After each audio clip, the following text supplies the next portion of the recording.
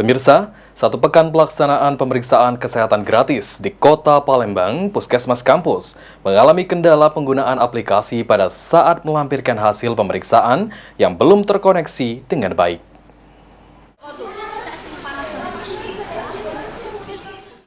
Pelaksanaan pemeriksaan kesehatan gratis di Kota Palembang seperti yang dilaksanakan Puskesmas Kampus telah berlangsung selama 1 minggu.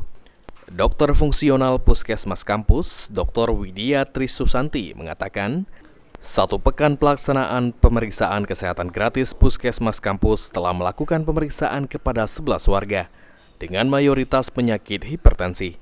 Selama pelaksanaan pemeriksaan kesehatan gratis terkendala penggunaan aplikasi Satu Sehat Mobile karena bridging aplikasi yang dilampirkan oleh Puskesmas dan hasil pemeriksaan pasien belum terkoneksi dengan baik.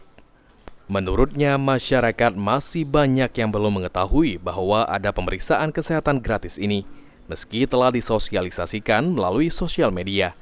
Selain itu, evaluasi akan dilakukan khususnya mengenai sarana dan prasarana, juga pada saat pemeriksaan kesehatan gratis.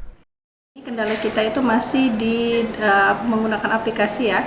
Nah, bridging antara aplikasi yang kita lampirkan dengan hasil pemeriksaan itu masih belum terkoneksi dengan baik. Mungkin lagi proses untuk pembridgingan dari pusatnya.